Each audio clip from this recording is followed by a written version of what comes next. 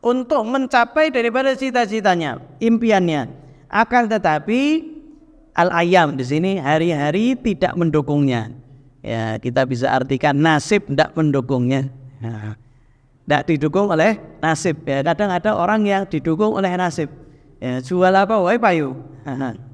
Mau jual orang-orang rugi dia masih payu wae. Ya, ini nasibnya baik. Ya, ini tidak lepas daripada Allah Subhanahu wa taala.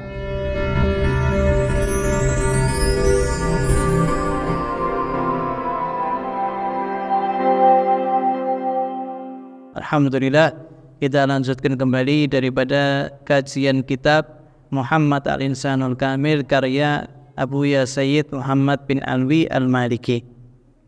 Masih berkaitan tentang pemahaman-pemahaman yang dirubah oleh Nabi Muhammad SAW.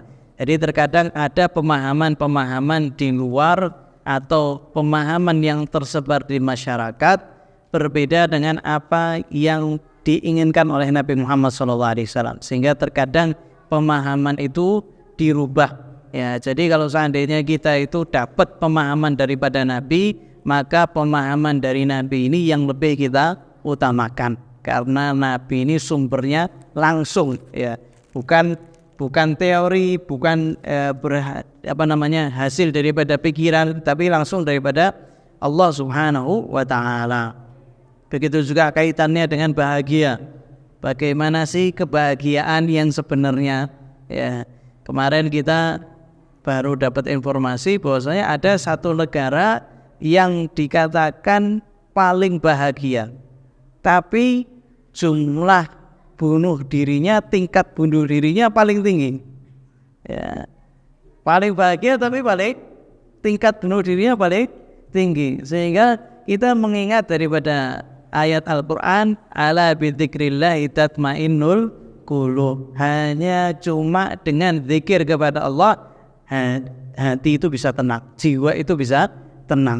Ya, makanya kita ngambilnya langsung daripada Nabi Muhammad SAW. Salah satu yang dibenarkan oleh Nabi atau yang diluruskan oleh Nabi Muhammad SAW, beliau mengatakan laisal wasil bil mukafi. Orang yang dikatakan menyambung tali silaturahmi bukan orang yang selalu membalas rahimnya.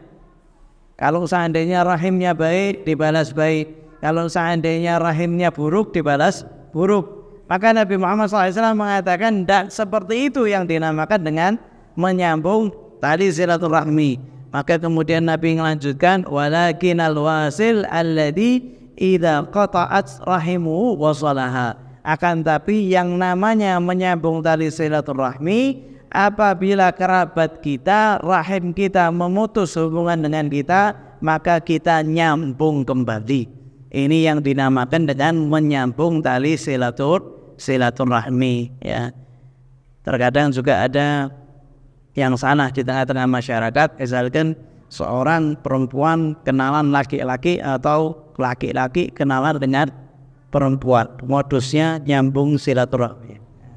Padahal tidak ada kaitannya, tidak ada hubungannya, tidak ada rahim sama sekali, tidak ada ikatan sama sekali, tapi menyambung silaturahmi. Ini salah, ya, ini tidak dibenarkan. Karena kalau seandainya dia itu berhubungan, tinggal dilihat kalau seandainya hubungannya antara laki dan perempuan dengan cinta-cintaan, lah ini yang dilarang. Tapi kalau hubungannya sebatas teman, ya tidak berbicara kecuali kalau ada perlunya, keperluan sekolah, keperluan pekerjaan dan lain sebagainya, maka itu lain hukumnya. Kemudian Nabi Muhammad SAW mengatakan, Sayyid Muhammad bin Ali Al-Maliki mengatakan, fal mafhum syai' anna al-wasil li arhami walladhi yujazihim bimithli fi'luhu min silati wa fasna wa in qata'a faqata'. Ya. Pemahaman yang tersebar di masyarakat bahwasanya yang namanya menyambung tali silaturahmi, kalau kerabatnya memusuhi dia, maka dia memusuhi balik. Kalau seandainya memutus, maka dia juga akan memutus.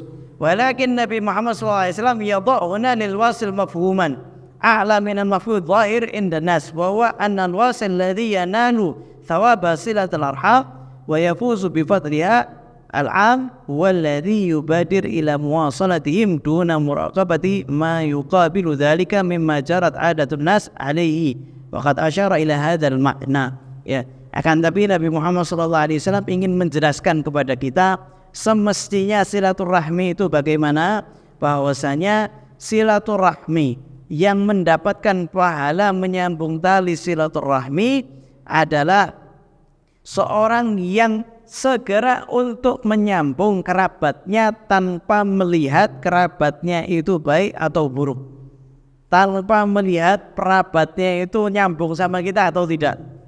Ya, itu yang namanya menyambung tali silaturahmi. Sehingga Nabi Muhammad SAW menegaskan walakin al-wasil alladhi idza qata'at rahimahu wasalaha. Akan tapi yang namanya menyambung tali silaturahmi ketika kerabatnya memutusnya, dia nyambung. Ini yang mendapatkan pahala. Bukan kalau seandainya tidak ada masalah kita mengunjungi dia, ya, itu dia mendapatkan apa? Dia mendapatkan ihsan kepada rahim, ya, tapi bukan menyambung tali silaturahmi, tapi berbuat baik kepada rahim kita kunjungi, kita kasih hadiah, itu ihsan, ya. Tapi yang namanya menyambung tali silaturahmi, kalau seandainya ada yang memutus, kita nyambung baik, ya. Sehingga Nabi Muhammad SAW itu ingin mengangkat kita ke derajat yang lebih tinggi lagi, ya, yaitu kalau seandainya rahim kita memutus hubungan dengan kita, maka kita nyambung dan itu sulit, ya, itu berat. Makanya kepinginnya Nabi Muhammad SAW kita itu ke derajat yang lebih tinggi lagi. Kalau cuma ihsan, kalau cuma balas, ini sebentar lagi Ramadan, kadang ada orang yang ngasih apa? Makanan, nanti kita balas lagi.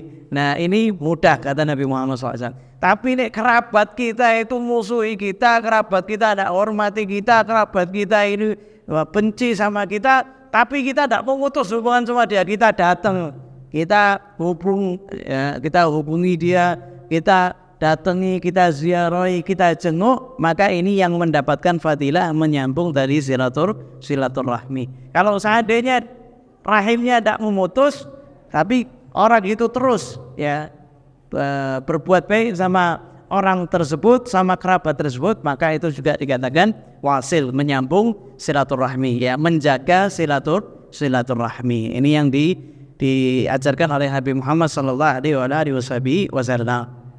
Kemudian Nabi Muhammad SAW memberitahukan kepada kita siapa orang yang paling merugi di dunia atau orang yang bangkrut. Ya, kalau kita, pemahaman kita, orang yang bangkrut itu orang yang sudah tidak punya lagi apa-apa, ya, punya kerjaan, tiba-tiba kerjaannya rugi sampai dia punya hutang, ya, ini dikatakan apa? Bangkrut. Akan tapi Nabi Muhammad SAW ngasih tahu kepada kita siapa orang yang paling merugi. Beliau SAW mengatakan ahsarun nas sufqatan rajulun akhlaqa yadayhi bi amalihi wa lam tusaidul ayyab ala umniyatihi fa kharaja min ad-dunya bi ghairi zadin wa qadama 'ala Allah taala bi ghairi hujjah. Ya, Nabi Muhammad SAW mengatakan orang yang paling merugi adalah orang yang mencari daripada impiannya, ya, cari daripada impiannya, akan tetapi hari-hari tidak mendukungnya untuk mencapai daripada impiannya. Tapi dia kerahkan segala urusannya, segala fokusnya semuanya untuk mendapatkan cita-citanya atau impiannya, sehingga dia lupa beramal. Setelah itu fakharaja minad dunya, setelah itu dia meninggal, tidak mencapai daripada cita-citanya, terlebih dahulu meninggal bighairi zadin, tanpa ada bekal sedikit pun, ya. Dan kemudian dia berjumpa dengan Allah Subhanahu wa taala tanpa amal apapun. Ini yang dikatakan oleh Nabi Muhammad SAW orang yang paling rugi.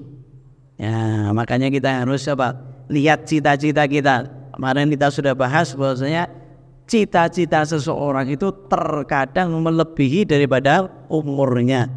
Ya, belum sampai cita-citanya tapi sudah meninggal duluan. Kalau seandainya dia itu ngerahkan seluruh daripada fokusnya, amalnya hanya untuk cita-citanya, kemudian dia meninggal berjumpa dengan Allah Subhanahu wa taala dalam keadaan tanpa amal, maka ini yang disebut khusran, orang yang paling merugi, khasir. Fal khusran fil asl intiqasu ra'sul mal. Ya, rugi atau bangkrut atau rugi itu dasarnya artinya adalah ketika modal kita itu berkurang. Kita usaha, ya usaha, setelah dihitung setelah sebulan ternyata modal kita malah berkurang, maka ini dikatakan apa? Rugi. Wa qad istamala sallallahu alaihi wasallam fima wa am min dzalika kal iman wal ibadah wa huwa bihadza yuwajjih al-adhar ila i'tibar al-khasarah fima wa ala min al-mal wa aghla min al-jah. Ya. Akan tapi terkadang khusran, rugi itu dipakai di kata-kata yang lain. Nah, Nabi Muhammad SAW ingin mengingatkan kepada kita ya, bahwasanya khasir itu, rugi itu bukan orang yang hanya kehilangan harta atau kehilangan jabatan saja, enggak ya. Wal ma'na anna asyaddan nas khasaratan rajulun at'aba nafsahu bil kaddi wal juhdi fi sa'i li bulughi amali walakin al ayyamu lam tusa'iduhu ala husuli matlubi minal mal wal manasib wal jah wa nahwiha. Ya.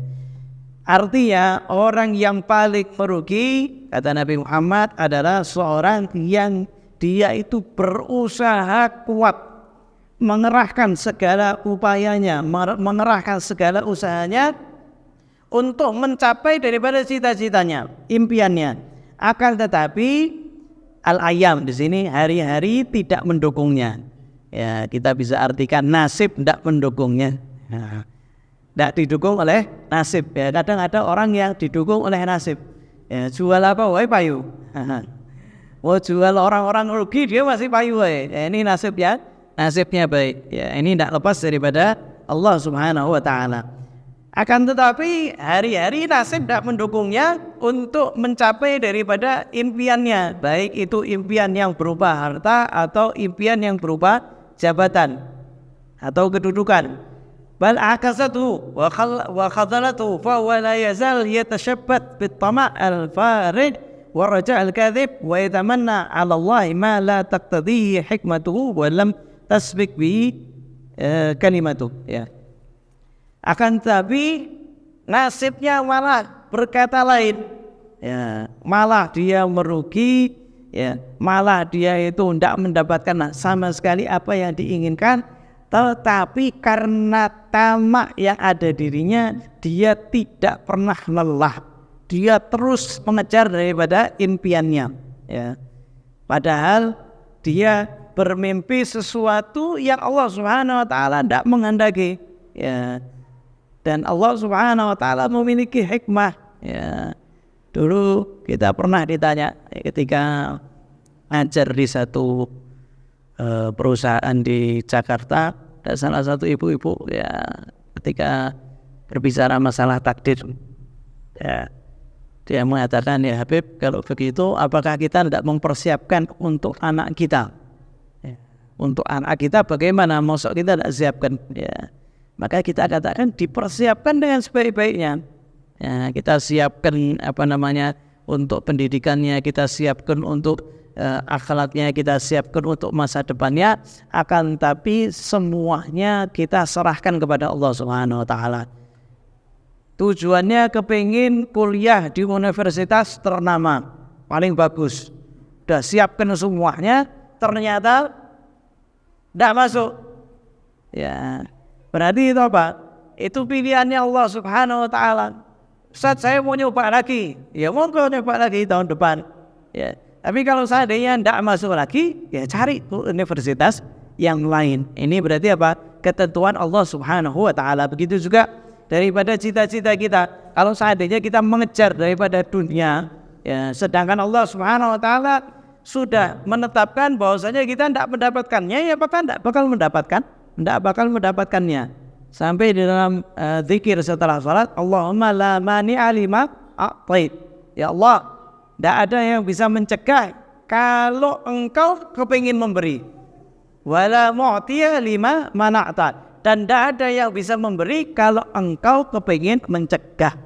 Ya, jadi sudah ditetapkan sama Allah Subhanahu wa taala. Lah orang ini dia semangatnya semuanya untuk impiannya, daripada harta, kedudukan, ya, jabatan. Fa kharaja minad dunya bil mauti bi ghairi zadin yuwasilu ilal ma'ad wa yanfa'u yawma yaqumu al ashhad.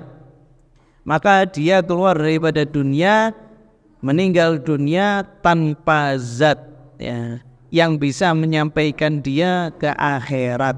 Maka di akhirat dia termasuk orang merugi. Kenapa? Karena nanti di akhirat, ya,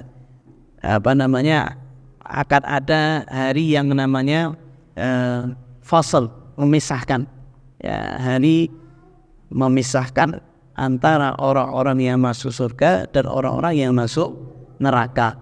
Kalau seandainya seorang tersebut tak memiliki bekal sama sekali, ya ini bahaya.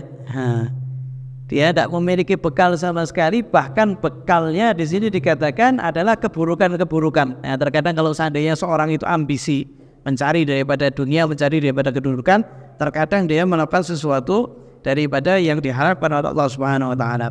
Wa idza qatalat bi aqdariha al-qabiha al-khabitha ar-rawa'ih fa huwa muhlik li nafsi fi istirsalihi ma amal, ya. Sehingga orang tersebut sudah penuh dengan keburukan, sudah penuh dengan hal-hal yang menjijikkan, disebabkan karena dia hanya mengharap mendapatkan daripada impiannya.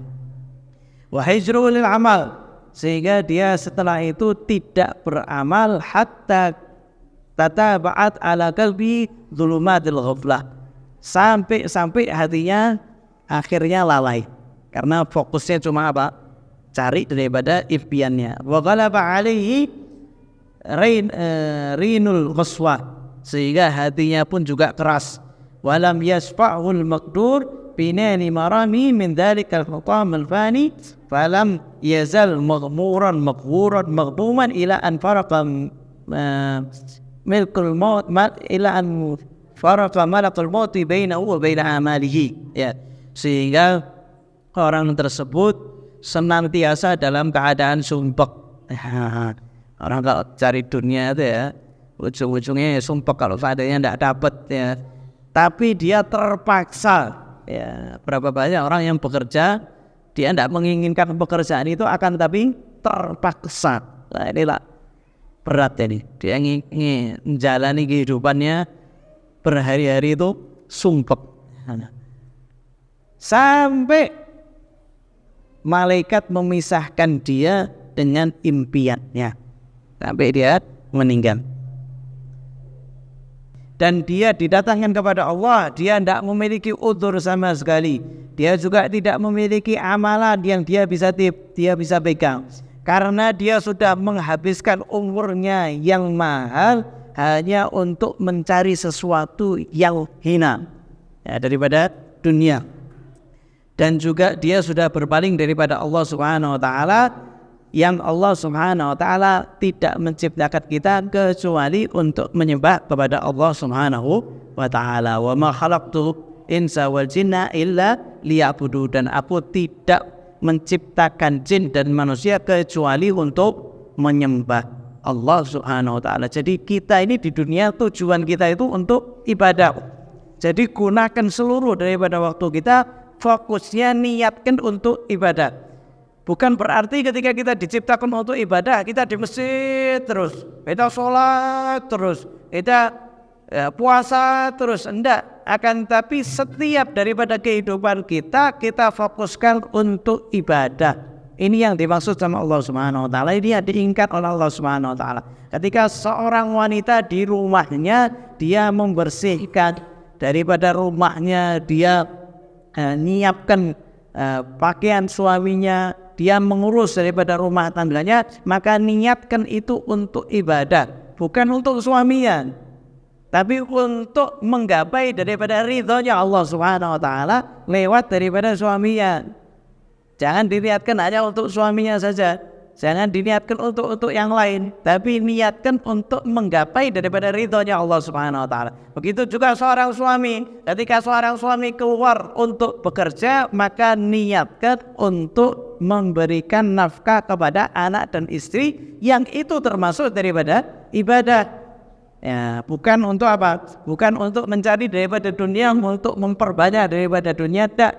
Akan tapi niatkan ibadah supaya tidak minta sama orang, supaya tidak anak kita itu tidak butuh sama orang, tidak bergantung sama orang. Kemudian juga niatkan untuk ibadah, karena ketika seorang suami memberikan makanan untuk anak dan istrinya, maka satu suapan itu dihitung sedekah oleh Allah Subhanahu wa taala. Jadi ketika kita ngasih kepada anak dan istri kita, itu dihitung sedekah sama Allah Subhanahu wa taala. Suami keluar dihitung jihad sama Allah Subhanahu wa taala. Balik dalam keadaan capek, ya, Allah Subhanahu wa taala mengampuni. Ya, barang siapa yang dia itu kerja yang halal, dia capek daripada mencari yang kerja yang halal, maka dia malam itu bermalam dalam keadaan diampuni oleh Allah Subhanahu wa taala. Nah, ini kalau seandainya pikiran kayak gini, pikiran kita ini kayak gini, tidak stres insyaallah. Rezeki sudah dicepakkan sama Allah. Ya, kerjaan kita sudah dicepakkan sama Allah Subhanahu wa taala. Istri kita sudah dicepakkan sama Allah Subhanahu wa taala. Ya, kalau kita ngasih dihitung sedekah, kalau kita kerja dihitung jihad, kita kecapean tertidur diampuni dosanya oleh Allah Subhanahu wa taala. Dan dunia itu tidak lepas daripada yang namanya kecapean, keletihan, itu tidak pernah lepas. Mau orang sugihnya bagaimanapun, ya tetap ya ada yang namanya capek. Ya, atau kalau seandainya orang miskin pun tetap ada yang namanya bahagia. Tidak berkaitan dengan harta atau tidak berkaitan dengan materi, akan tapi kita diperintahkan kehidupan kita gunakan untuk apa? Ibadah. Qala Al-Ghazali, wa man kana hadha halu fa huwa kal an'ami bal huwa adall. Ya, la ilaha illallah. Idil bahima la tukhlaq lahal ma'rifah wal qudrah allati biha tujahidu muqtada syahwat, wa hadha qad khuliqa lahu wa atalahu fa huwa naqis aqlan wal mudabbir yaqinan wa qila fil ma'na wa lam ara fi uyubin nasi aiban ka naqsil qadirina ala tamami. Ya, sampai Imam Ghazali mengatakan barang siapa yang kehidupannya hanya untuk mencari daripada syahwatnya, hanya mencari daripada cita-citanya, maka dikatakan maka dia itu seperti binatang ternak, bahkan dia lebih buruk lagi. Kenapa? Karena binatang ternak itu tidak diciptakan akal oleh Allah Subhanahu wa taala. Tapi orang ini diciptakan akal oleh Allah Subhanahu wa taala, tapi malah tidak menggubris, malah tidak menggunakannya. Binatang itu berzikir kepada Allah Subhanahu wa taala. Nah, kalau orang ini hanya mengerahkan hidupnya untuk dunia, dia tidak berzikir kepada Allah Subhanahu wa taala, maka dikatakan binatang ternak lebih afdal daripada orang itu. Dan ini yang membedakan antara kita dengan orang yang tidak beriman kepada Allah Subhanahu wa taala. Kalau tujuan kita itu hanya untuk menggapai daripada dunia, untuk kaya saja, untuk banyak uang saja, berarti tujuan kita tidak beda sama orang-orang yang tidak beriman kepada Allah Subhanahu wa taala. Podo. Ya, kita dapat cerita kalau seandainya seorang itu ke Tiongkok, ya, mereka itu tidak peduli kepada agama kita apa, ras kita apa, tidak ada. Kalau seandainya kita ngasih daripada uang, wis itu yang namanya ihsan, itu pahala bagi mereka. Jadi kalau seandainya kita baik, kita ngasih, kita order terus, itu kita jadi raja. Ya, bahkan sampai senengnya kadang orang Cina itu ngasih satu tokonya itu dikasihin kepada orang yang biasa langganan.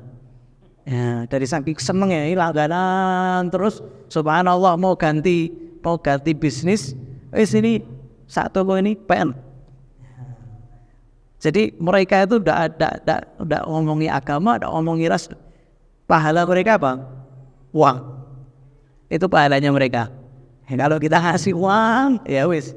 Ya, lah kalau seandainya orang muslim mukmin kepada Allah Subhanahu wa taala, dia kepingin ada untuk mengumpulkan daripada dunia, maka ada perbedaan ya. Sedangkan apa yang disimpan sama Allah Subhanahu wa taala di akhirat, maka itu lebih besar. Sehingga di sini dikatakan, dan aku tidak melihat aibnya orang yang lebih buruk daripada orang yang mampu untuk berpikir tapi dia tidak berpikir. Ini aib yang paling buruk. Ya, yang lebih buruk lagi punya akal tapi dirusak akalnya. Ya, punya akal tapi dirusak akalnya. Ya, dia tidak kepingin sadar.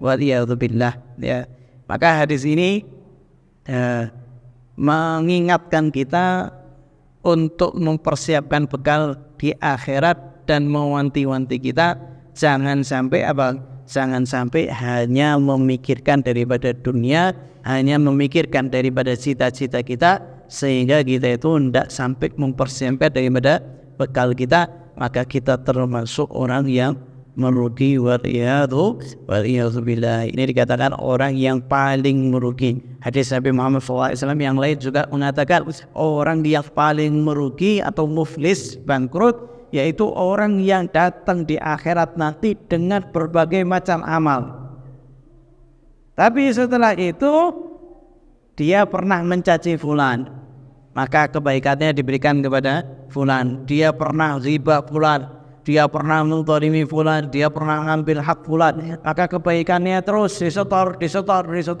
sampai habis daripada kebaikannya. Tapi masih ada orang-orang yang pernah diriba, pernah yang diambil, kebaikannya sudah tidak ada. Bagaimana? Allah Subhanahu wa taala memerintahkan keburukan mereka yang pernah diribai diberikan kepada orang tersebut, sehingga orang tersebut amalnya banyak, tapi akhirnya buat bayar kezalimannya belum lunas. Allah Subhanahu wa taala ngasih daripada keburukan orang-orang yang pernah kita ribai atau pernah kita zalimi, maka ini termasuk orang yang merugi. Orang yang sukses bagaimana? Orang yang sukses disebutkan di dalam Al-Qur'an, faman zuhziha 'anil nar wa udkhilal jannata faqad faz. Ini barang siapa yang dijauhkan daripada neraka, wa udkhilal jannah, dimasukkan ke surga, maka dia termasuk orang yang sukses. Semoga Allah Subhanahu wa taala menjadikan kita termasuk orang yang sukses dunia dan akhirat, dan semoga Allah Subhanahu wa taala menjadikan kita termasuk untuk hidup untuk ibadah kepada Allah Subhanahu wa taala. Semoga Allah Subhanahu wa taala mengampuni dosa-dosa kita, semoga Allah Subhanahu wa taala meluaskan daripada rezeki kita, dan Allah Subhanahu wa taala menjauhkan kita daripada kesubukan dunia, daripada keletihan dunia, dan semoga Allah Subhanahu wa taala membantu kita. Allah Subhanahu wa taala menjadikan kita nasib yang baik, dijadikan kita termasuk orang yang sukses dunia dan akhirat. Semoga Allah Subhanahu wa taala menjauhkan kita daripada segala kerugian, segala kebangkrutan di akhirat. Semoga Allah Subhanahu wa taala mengakhiri kita dalam keadaan husnul khatimah. Mudah mengucapkan kalimat la ilaha illallah inda sakaratil maut. Ya Allah biha ya Allah biha ya Allah khatimah. Ya Allah biha ya Allah biha ya Allah khatimah. Ya Allah biha ya Allah biha ya Allah khatimah. Sallallahu alaihi wasallam Muhammadin nabiyyi wa ala alihi wasallam. Walhamdulillahi rabbil alamin.